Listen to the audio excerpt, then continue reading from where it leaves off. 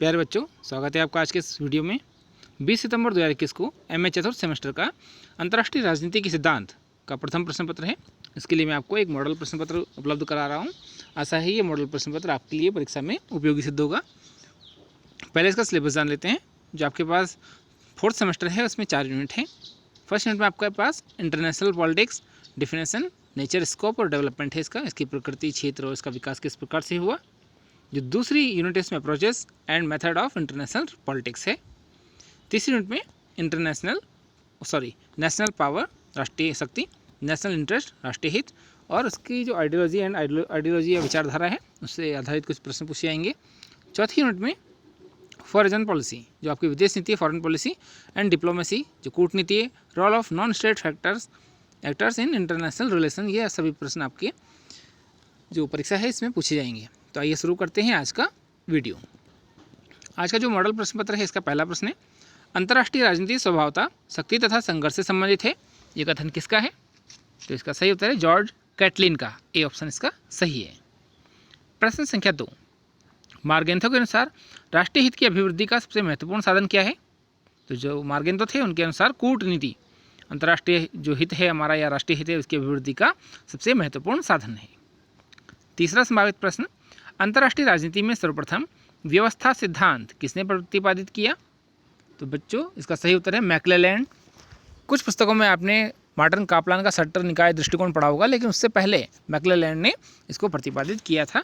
ये जो प्रश्न है ये असिस्टेंट प्रोफेसर भर्ती परीक्षा में भी पूछा जा चुका है। प्रश्न संख्या 4, मनोबल एक व्यक्ति या समूह की अंतर्निहित संपत्ति है। ये किसने कहा था? तो इसका सही उत्तर है एल.डी. वाइट ने। प्रश्न संख्या 5, राजनीति शक्ति का विज्ञान है। ये कथन किसका है? तो ये कथन कैटलिन का है। प्रश्न संख्या 6, शक्ति तथा संघर्ष अंतर्राष्ट्रीय राजनीति के प्रमुख तत्व हैं। इसका तीसरा तत्व कौन सा है? तो तीसरा तत्व है अंतर्राष्ट्रीय राजनीति का, वो है राष्ट्रीय हित। ऑप्शन बी इसका सही हो जाएगा। प्रश्न संख्या 7, अंतर्राष्ट्रीय राजनीति का अध्ययन वास्तव में विदेश नीतियों के अध्ययन के अतिरिक्त कुछ नहीं है। ये कथन किसका है? तो इसका सही उत्तर है ऑप्शन बी फेलिक्स ग्रास का। प्रश्न संख्या 8, अंतर्राष्ट्रीय राजनीति राष्ट्रों के मध्य होने वाले शक्ति संघर्ष के अतिरिक्त कुछ नहीं है। ये कथन किसका है? तो इसका सही उत्तर होगा बी मार्गेंथो। प्रश्न संख्या 9, पॉलिटिक्स अमंग नेशन और डिलेमास ऑफ पॉलिटिक्स ये 2 पुस्तकें थी।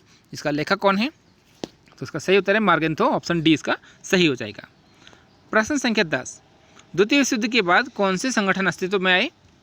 तो द्वितीय विश्व युद्ध 1939 से 1945 तक चला था और आप सभी जानते हैं गुटनिरपेक्ष आंदोलन जिसे हम नाम के नाम से जानते हैं, और सार्क, आसियान, ये सभी द्वितीय विश्व युद्ध के उपरांत ही अस्तित्व में आए थे।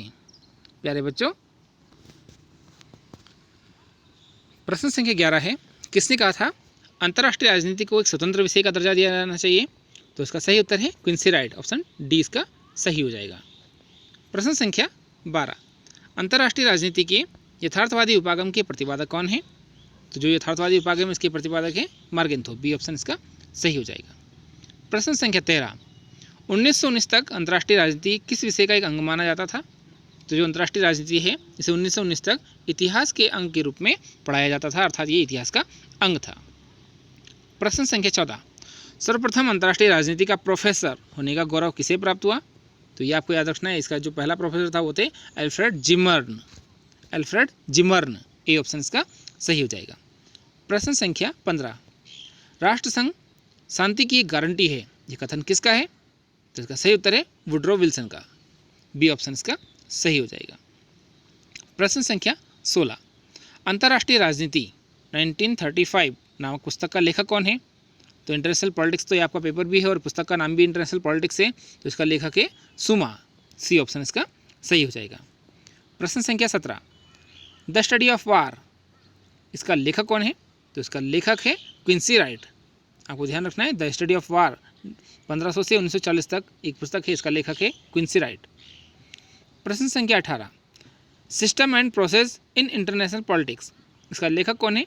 तो इसका लेखक है मार्टिन कापलान। सी ऑप्शन इसका सही हो जाएगा। प्रश्न संख्या 19, अंतर्राष्ट्रीय राजनीति के अध्ययन के प्रमुख उपागम कौन से हैं? तो अंतर्राष्ट्रीय राजनीति के अध्ययन के जो प्रमुख उपागम है उसमें आदर्शवादी उपागम, यथार्थवादी, नव यथार्थवादी, उपरोक्त तो सभी इसके अध्ययन के उपागम है। इसका डी ऑप्शन सही हो जाएगा। प्रश्न संख्या 20, मार्गेंथो के यथार्थवाद में कितने सिद्धांत हैं? तो इसका सही उत्तर है सी, 6 सिद्धांत इसमें निहित हैं। अगला प्रश्न देख लेते हैं, प्रश्न संख्या 21, अंतरराष्ट्रीय व्यवस्था की धारणा सर्वप्रथम किसने दी थी? तो इसका सही उत्तर है केनेथ थॉमसन ने। ए ऑप्शन इसका सही हो जाएगा। मार्टिन कापलान ने राजनीतिक पद्धति में कितने निकायों का प्रतिपादन किया? तो इसका बी ऑप्शन सही है, 6 निकाय। सट निकाय दृष्टिकोण भी कहते हैं इसको मार्टिन कापलान का, जिसमें इन्होंने शिथिल द्विध्रुवीय, दृढ़ द्विध्रुवीय, सार्वभौम, श्रेणीबद्ध, इकाई निषेधाधिकार शासन व्यवस्थाओं का वर्णन किया है। प्रश्न संख्या 23, निर्णयन सिद्धांत में कौन सा विचारक संबंधित है? या निर्णयन सिद्धांत जो है इससे संबंधित विचारक कौन है? तो इसका सही उत्तर हो जाएगा ऑप्शन डी, उपरोक्त सभी रिचर्ड स्टाइनर, बर्ग और सॉपिन इससे संबंधित है। प्रश्न संख्या 24, अंतर्राष्ट्रीय राजनीति के प्रमुख तत्व कौन कौन से हैं? तो इसमें संघर्ष, शक्ति, राष्ट्रीय हित, ये सभी जो हैं अंतर्राष्ट्रीय राजनीति के प्रमुख तत्व हैं। प्रश्न संख्या 25, आर्थिक तत्व अंतर्राष्ट्रीय राजनीति में निर्णायक भूमिका अदा करते हैं, ये कथन किसका है? तो ये कथन है हार्टमैन का। प्रश्न संख्या 26, मार्टिन कापलान के सट निकाय दृष्टिकोण में कौन शामिल नहीं है? तो इसमें भी हमने बात की, शक्ति संतुलन व्यवस्था भी है, शिथिल द्विध्रुवीय व्यवस्था भी है, दृढ़ द्विध्रुवीय व्यवस्था भी है, सार्वभौम व्यवस्था भी है, श्रेणीबद्ध व्यवस्था भी है, इकाई निषेधाधिकार व्यवस्था भी इसमें शामिल है, लेकिन साम्यपरक संतुलन अवस्था इसमें शामिल नहीं है। 27वां संभावित प्रश्न, आदर्शवादी दृष्टिकोण का विकास किस सदी में हुआ? तो आप सभी जानते हैं जो आदर्शवाद है इसका विकास मुख्य रूप से 18वीं सदी में हुआ था। इसका ऑप्शन डी सही हो जाएगा। प्रश्न संख्या 28, अंतर्राष्ट्रीय राजनीति के खेल सिद्धांत से कौन संबंधित है? तो मार्टिन सुबिक, ऑस्कर और मार्गस्टन, ये सभी खेल सिद्धांत से संबंधित है। उपरोक्त सभी इसका उत्तर हो जाएगा डी ऑप्शन। प्रश्न संख्या 29, सौदेबाजी सिद्धांत का सर्वप्रथम प्रयोग किसने किया था?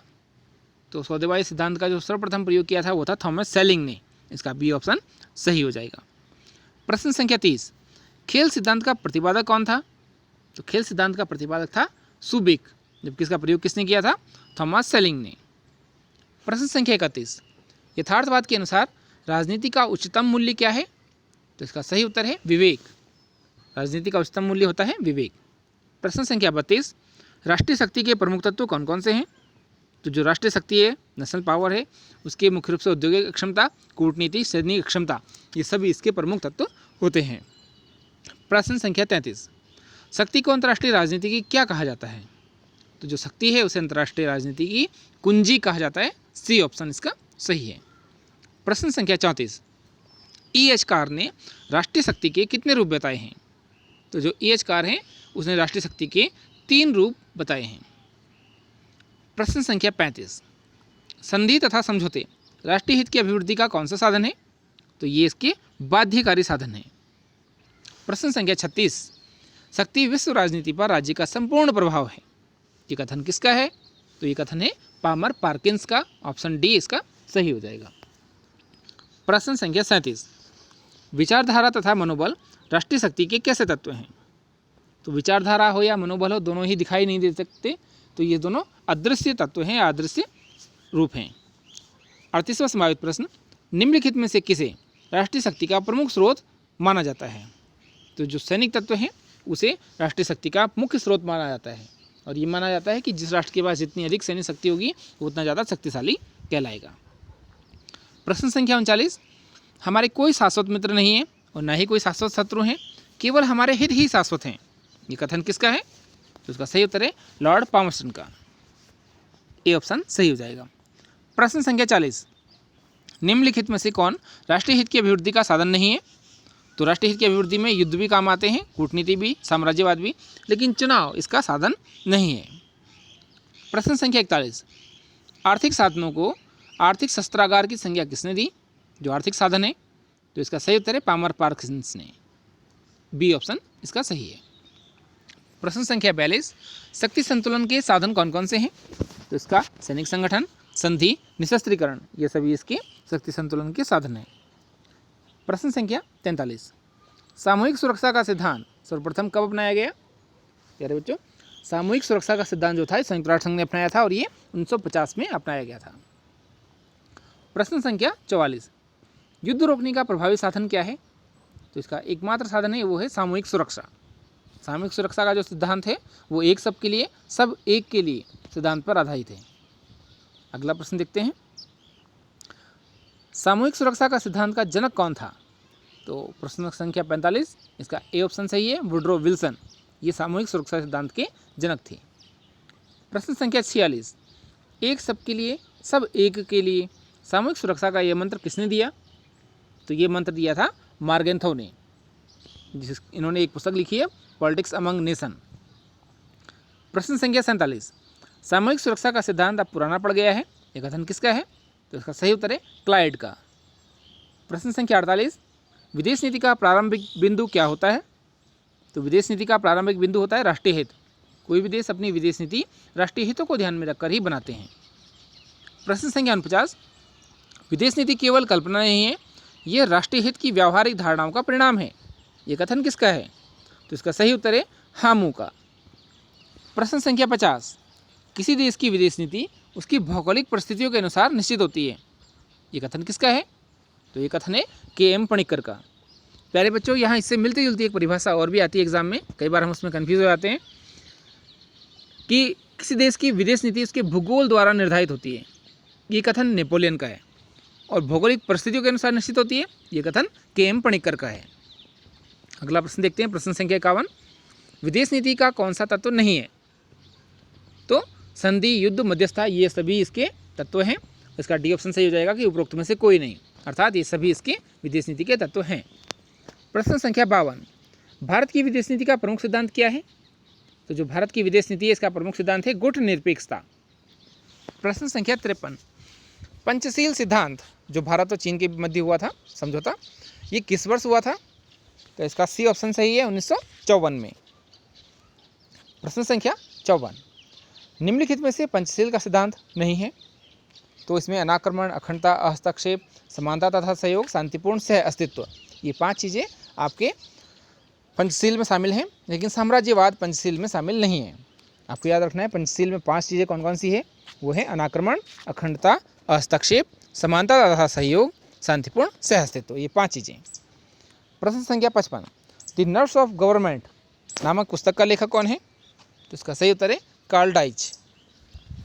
प्रश्न संख्या 56, विदेश नीति तथा कूटनीति अंतर्राष्ट्रीय संबंधों के 2 पहिए हैं, ये किसने कहा? तो इसका सही उत्तर है डॉक्टर महेंद्र कुमार।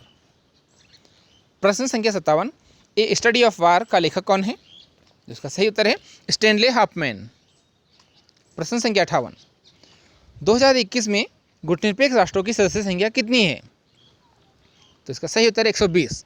प्यारे बच्चों, पॉलिटिकल साइंस जो सब्जेक्ट है ये अपडेट सब्जेक्ट है, इसमें जो भी घटनाएं हो रही हैं वो अपडेट होती रहती हैं। तो इसको आप जो टीवी देखते हैं या समाचार पत्र पढ़ते हैं या कहीं से भी आप जो भी राजनीतिक घटनाओं को सुन रहे हैं उनको भी ध्यान में रखिएगा, क्योंकि इसमें अद्यतन अपडेट वाले प्रश्न भी पूछे जाते हैं। इसलिए आपसे पूछा गया है कि 2021 में जो नाम सम्मेलन है गुटनिरपेक्ष आंदोलन है उसकी सदस्य संख्या कितनी है? उसकी संख्या है 120। प्रश्न संख्या 59, चाहे कुछ भी हो जाए पर हम किसी भी देश के साथ सैनिक संधि नहीं करेंगे, ये कथन किसका है? तो ये कथन है पंडित नेहरू का। अगला प्रश्न देखते हैं, प्रश्न संख्या 60, गुटनिरपेक्ष आंदोलन का प्रथम सम्मेलन 1961 में कहाँ आयोजित किया गया था? तो इसका सही उत्तर है बेलग्रेड में। दूसरा सम्मेलन लुसाका में हुआ था, तीसरा अल्जीयर्स में हुआ था। प्रश्न संख्या 61, निशस्त्रीकरण आयोग की स्थापना कब की गई थी? तो इसका सही उत्तर है 1942 में। प्रश्न संख्या 62, 62, निम्नलिखित में से कौन सा जोड़ा गलत है?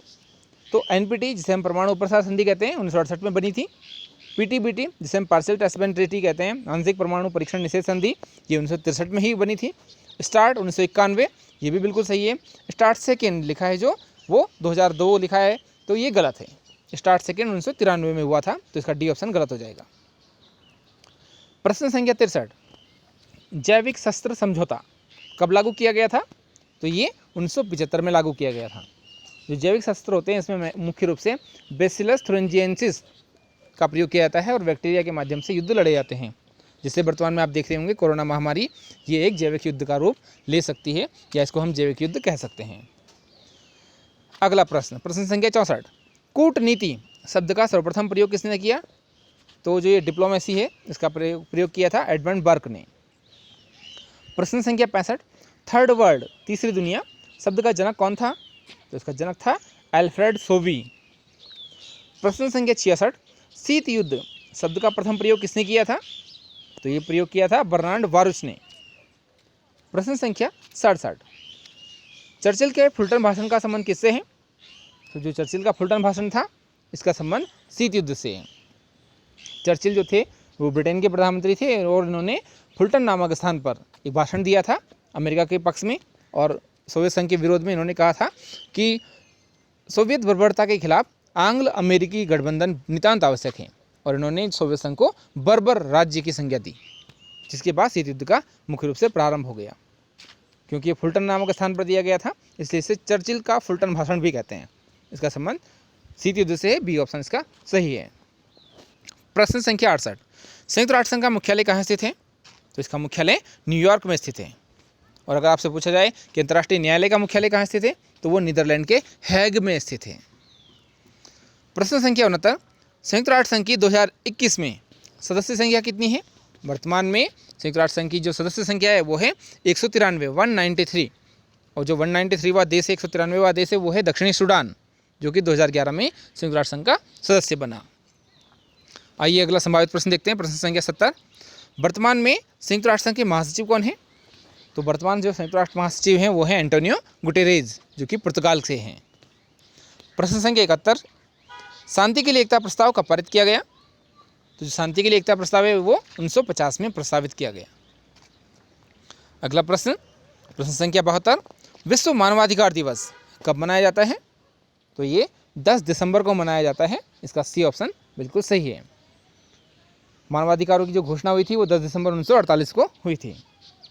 अगला प्रश्न, प्रश्न संख्या 73, संयुक्त राष्ट्र संघ द्वारा अंतर्राष्ट्रीय मानवाधिकार वर्ष किस वर्ष को घोषित किया गया? तो इसका सही उत्तर है 1968 को। प्रश्न संख्या 74, पीस एंड वार शांति और युद्ध का लेखक कौन है? तो इसका सही उत्तर है रेमंड। प्रश्न संख्या 75, फॉरेन पॉलिसी एनालिसिस पुस्तक का लेखक कौन है? तो इसका सही उत्तर है ए फेलिक्स ग्रास। प्रश्न संख्या 76, अंतर्राष्ट्रीय राजनीति का महत्व क्या है? तो अंतर्राष्ट्रीय राजनीति का महत्व है क्योंकि ये अंतर्राष्ट्रीय समस्याओं का समाधान करती है, विदेश नीतियों का अध्ययन इसमें किया जाता है और विश्व शांति की स्थापना करती है। उपरोक्त सभी डी ऑप्शन इसका सही हो जाएगा। प्रश्न संख्या 77, राष्ट्रीय शक्ति के परिसीमन की प्रमुख बाधा कौन सी है? तो जो राष्ट्रीय शक्ति है इसके परिसीमन की प्रमुख बाधा है संप्रभुता सिद्धांत, राष्ट्रवाद और लोकमत, उपरोक्त सभी। प्रश्न संख्या 78, अंतर्राष्ट्रीय क्षेत्र में शक्ति संतुलन का युग कौन सा माना जाता है? तो शक्ति संतुलन का युग माना जाता है 1648 से 1914। 1648 में वेस्टफैलिया की संधि हुई थी। उसके बाद की जो ऑप्शन है वो सभी शांति के काल नहीं माने जा सकते, क्योंकि 1914 से 18 में प्रथम विश्व युद्ध हुआ, 1939 से 45 में दूसरा विश्व युद्ध हुआ और 1945 से 1991 तक शीत युद्ध चलता रहा। अगला प्रश्न देखते हैं। प्रश्न संख्या 79, विदेश नीति एक राष्ट्र की दूसरे राष्ट्र के प्रति अपनाई गई विशिष्ट क्रिया पद्धति है। ये कथन किसका है? तो इसका सही उत्तर है फेलिक्स ग्रास का। प्रश्न संख्या 80, विदेश नीति के निर्धारण में कौन महत्वपूर्ण भूमिका निभाता है? तो आप सभी जानते हैं विदेश नीति के निर्धारण में जनसंख्या, भौगोलिक स्थिति, विचारधारा ये सभी महत्वपूर्ण भूमिका निभाते हैं। आइए अगला प्रश्न देखते हैं। प्रश्न संख्या 81, परमाणु अस्त्रों के कारण स्थापित संतुलन क्या कहलाता है? तो जो परमाणु अस्त्र है इसके कारण जो युद्ध नहीं हो रहे हैं इसका जो संतुलन होगा उसे हम आतंक का संतुलन कहते हैं, ऑप्शन डी। क्योंकि सभी राष्ट्र परमाणु संपन्न हैं, यदि एक राष्ट्र परमाणु हमला करेगा तो दूसरा राष्ट्र भी परमाणु हमले से उसका जवाब देगा। ऐसी स्थिति में पूरा विश्व समाप्त हो जाएगा। इसलिए अपने को नष्ट ना होने देने से बचाने के लिए सभी राष्ट्र परस्पर एक दूसरे पर आक्रमण नहीं करते, इसलिए इसे आतंक का संतुलन कहते हैं।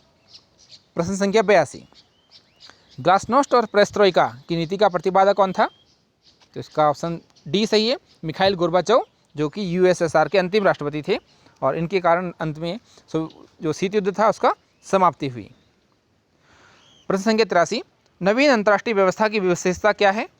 तो सहयोग, सामंजस्य और शांतिपूर्ण सहअस्तित्व ये सभी इसकी विशेषताएं हैं, ऑप्शन डी इसका सही है। प्रश्न संख्या 84, डॉलर साम्राज्यवाद का संबंध किससे है? तो जो डॉलर साम्राज्यवाद है इसका संबंध है यूएसए, अमेरिका से। इन्होंने जो द्वितीय विश्व युद्ध के पश्चात जो यूरोपीय देश थे उनकी आर्थिक स्थिति को सुधारने के लिए उनकी मदद की थी। और आपने पढ़ा होगा इन्होंने एक मार्शल प्लान भी प्रारंभ किया था, जिसमें जो गरीब देश थे या जो द्वितीय विश्व युद्ध से तबाह हुए देश थे, उनकी मदद आर्थिक रूप से की गई थी, डॉलर के माध्यम से इनकी मदद की गई थी। प्रश्न संख्या 85, किसी देश को आर्थिक सहायता देकर उसके प्राकृतिक संसाधनों का दोहन करना क्या कहलाता है? तो ये नव उपनिवेशवाद कहलाता है। प्रश्न संख्या 86, एशिया, अफ्रीका और लैटिन अमेरिका के जो नव स्वतंत्र देश हैं उन्हें क्या कहते हैं, कौन सी दुनिया कहते हैं? तो उन्हें हम थर्ड वर्ल्ड कहते हैं, तीसरी दुनिया। प्रश्न संख्या 87, परिस्थितियाँ उन राष्ट्रीय हितों को प्रभावित करती हैं जिनके आधार पर राजनीतिक निर्णय लिए जाते हैं। ये कथन किसका है? तो ये कथन है मार्गेंथो का। प्रश्न संख्या 88, किसी देश की विदेश नीति उसके भूगोल द्वारा निर्धारित होती है। ये कथन किसका है? तो ये कथन है नेपोलियन का। प्रश्न संख्या 89, मक्खन खाने से हमारी सेनाएं केवल मोटी होती हैं जबकि इस्पात खाने से उन्हें बल मिलता है या इस्पात से वो बलशाली होती हैं। ये कथन किसका है? तो ये कथन है हरमन गोरिंग का। प्रश्न संख्या 90, सामूहिक सुरक्षा बहुत हास्यास्पद, महंगी और नियमित प्रयोग के लिए अविश्वसनीय है। ये कथन किसका है? तो ये कथन है वाल्टर लिपमैन का। ए ऑप्शन इसका सही हो जाएगा। प्रश्न संख्या 91, विवादों के शांतिपूर्ण समाधान का उपाय क्या है? तो जो अंतर्राष्ट्रीय विवाद होते हैं उनका समाधान का उपाय है वार्ता, जांच, मध्यस्थता, सौमनस्य, पंच निर्णय, समझौता, उपरोक्त सभी।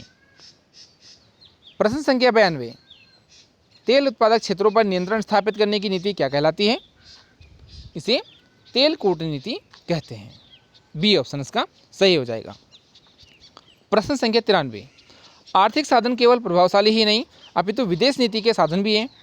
ये कथन किसका है? तो ये कथन है वान डाइक का। प्रश्न संख्या 94, द्वितीय विश्व युद्ध कब से कब तक चला? तो आप सभी जानते हैं द्वितीय विश्व युद्ध 1 सितंबर 1939 को प्रारंभ हुआ था और 1945 तक ये चला। अगला प्रश्न, अंतर्राष्ट्रीय राजनीति के अध्ययन हेतु सट निकाय दृष्टिकोण किसने दिया? जो सट निकाय दृष्टिकोण है ये मार्टिन कापलान ने दिया। अगला प्रश्न देखते हैं, संयुक्त राष्ट्र संघ में कितने राष्ट्रों के पास निषेधाधिकार प्राप्त है? तो आप सभी जानते हैं 5 महाशक्तियाँ, P5 भी कहते हैं उनको। ऑप्शन डी इसका सही हो जाएगा, जिसमें अमेरिका, रूस, ब्रिटेन, फ्रांस और चीन शामिल हैं। 5 इसका सही आंसर, डी ऑप्शन इसका सही होगा। प्रश्न संख्या 97, द्वितीय विश्व युद्ध के पश्चात विश्व का स्वरूप कैसा हो गया? आप सभी जानते हैं द्वितीय विश्व युद्ध के पश्चात पूरा विश्व 2 गुटों में बढ़ गया था। एक गुट साम्यवादी था और दूसरा पूंजीवादी, अमेरिका और रूस, जिसको हम USSR भी कहते हैं। प्यारे बच्चों, कई बार USSR की फुल फॉर्म पूछ ली जाती है, आपको याद रखना है union of Soviet socialist Republic. और अगर USA की फुल फॉर्म पूछी जाए तो आपको बताना है United state of America, USA। आइए अगला प्रश्न देखते हैं। प्रश्न संख्या 98, साल्ट सेकेंड समझौते पर अमेरिका के साथ किस देश ने हस्ताक्षर किए? तो जो साल्ट समझौता था ये 1993 में हुआ था। स्ट्रेटेजिक आर्म्स लिमिटेशन टॉक भी कहते हैं इसको, और अमेरिका और रूस के मध्य ये समझौता हुआ था। अगला प्रश्न, प्रश्न संख्या 99, स्टार वार प्रोग्राम का संबंध किस देश से है? तो जो स्टार वार प्रोग्राम था ये अमेरिका से संबंधित है। अमेरिका के एक राष्ट्रपति थे रोनाल्ड रीगन, जिन्हें वैज्ञानिक राष्ट्रपति भी कहा जाता है। इन्होंने 1985 में अंतरिक्ष से निगरानी रखने का कार्य किया था। खास करके सोवियत संघ पर निगरानी रखने के लिए इन्होंने अंतरिक्ष में सैटेलाइट भेजे थे। तो ये अंतरिक्ष युद्ध या स्टार वार के नाम से जाना जाता है। और आज का अंतिम संभावित प्रश्न, 2021 में अफगानिस्तान में सत्ता परिवर्तन के पश्चात अफगानिस्तान का जो प्रधानमंत्री बना है वो कौन है? तो अभी आप लोग देख ही रहे होंगे न्यूज़ में। तो अफगानिस्तान के जो प्रधानमंत्री बने हैं वो बने हैं मोहम्मद हसन अखुंद, जिन्हें मुल्ला भी कहा जाता है, मुल्ला मोहम्मद हसन अखुंद। तो प्यारे बच्चों, आशा है आपके लिए वीडियो बहुत उपयोगी होगा। जहाँ से आपके लिए वीडियो बनाकर भेजे जा रहे हैं ये क्षेत्र जोशीमठ क्षेत्र है, और बहुत ज़्यादा ऊंचाई पर होने के कारण यहाँ कई बार सिग्नल की प्रॉब्लम भी होती है, तो वीडियो भी कई बार ठीक से नहीं बन पाते या मौसम ख़राब होता है। लेकिन फिर भी हम लगातार आपके लिए प्रयास करते रहेंगे। जिन वीडियो की आपको आवश्यकता होगी आप हमें ज़रूर बताइएगा, आपके लिए वो वीडियो बना करके भेजे जाएंगे। वीडियो की क्वालिटी में कुछ अंतर हो सकता है क्योंकि लगातार यहाँ बारिश होती रहती है, मौसम थोड़ा ठीक नहीं है। आशा है वीडियो आपको पसंद आएगा। आज के लिए इतना ही, धन्यवाद।